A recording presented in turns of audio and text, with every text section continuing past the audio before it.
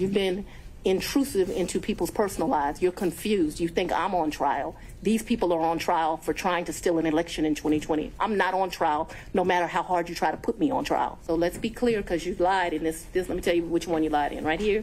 I think you lied right here. No. This is the truth. Judge, and it is a lie.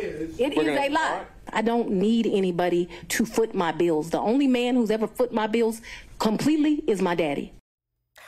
Fulton County DA Fani Willis acted nothing like an experienced prosecutor yesterday, which is probably why she was kept off the stand today. Joining us now is Jonathan Turley, George Washington University law professor and Fox News contributor. Professor, I can guess what the answer is, but I'm going to ask you anyway. Have you ever seen an attorney act like this on the witness stand? No, it was really breathtaking. I thought that what was astonishing was how she acted like there was no judge in the room. I mean, she just conveyed that she had little fear that the judge would cut her off. And by the end of that day of testimony, it was clear that she was right, that the judge had issued 2 cautions. She clearly did not think he would do anything more, and he did not. And so she went on at length talking about men in relationships and hiring foreign taxi drivers, and no one stopped her. Well, and the amazing part of it is the 2 warnings that the judge gave, Jonathan, are, we'll be able to strike your testimony. If it were me, I'd say you're going to be on the county bus on your way to the local jail. We're going to hold you in contempt. She actually was making statements that had nothing to do with questions that were totally unresponsive, that should have been stricken. I've never seen a judge allow this to happen in his courtroom. And what do you think she actually has been in a courtroom based upon the way she behaved?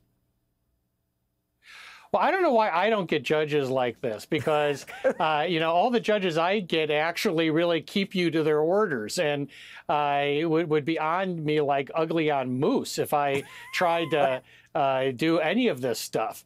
But the strange thing about this is, if you read the order that came down with Donald Trump, there's a section in there where the judge says that Trump was not responsive to questions, went on and on, made outrageous comments. It was virtually a description of Willis. Yeah. But one of them was sanctioned, and the other one was allowed to run the clock. That is so true. I mean, one was clearly sanctioned and punished in many ways, and the other was not. Anyway, look, there's a very low bar here. The only issue is the appearance of impropriety, not even actual impropriety. How do you think this is going to end up? When you look at these cases, the courts generally do not just toss out the case. You have a grand jury recommendation. The courts have looked at the evidence, so they tend not to throw the case out. They can throw the prosecutors out. They can even throw the office out and send this to another office. But most are more modest. They will disqualify 1 or 2 prosecutors.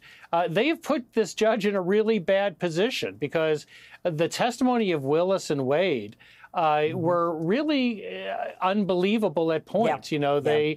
You actually had Willis just redefining questions that he's accused of falsely answering. Right. But both of them are prosecuting people for making false statements to courts, and they are now allegedly responsible for that. Right. And I want to quickly ask you about the decision that came down in New York against Donald Trump and the sanction, the financial, and the not doing business for 3 years. Yeah, I was very disappointed, and quite frankly, I think that the ultimate award was grotesque, and it shocks the conscience. I was hoping this judge would transcend expectations and show that he could hand down a more moderate sanction. But this is the equivalent to the gross national product of a number of countries. Yeah. And you don't have a single victim that lost a single cent. Mm-hmm. And if you read his opinion, a lot of it is speculative, like saying, if they had told more, or if they had been more accurate, they would have imposed greater interest rates. That's not necessarily true. All the people that testified said that these banks considered Trump a whale and they wanted to keep doing business with him. And the Trump Corporation was well known for really knuckling banks to get the best possible interest. So at points like that, you just are left with speculation. Yeah. Jonathan, it's always good to have you on. Thanks so much for being with us tonight. Hey, Sean Hannity here. Hey, click here to subscribe to Fox News YouTube page and catch our hottest interviews and most compelling analysis. You will not get it anywhere else.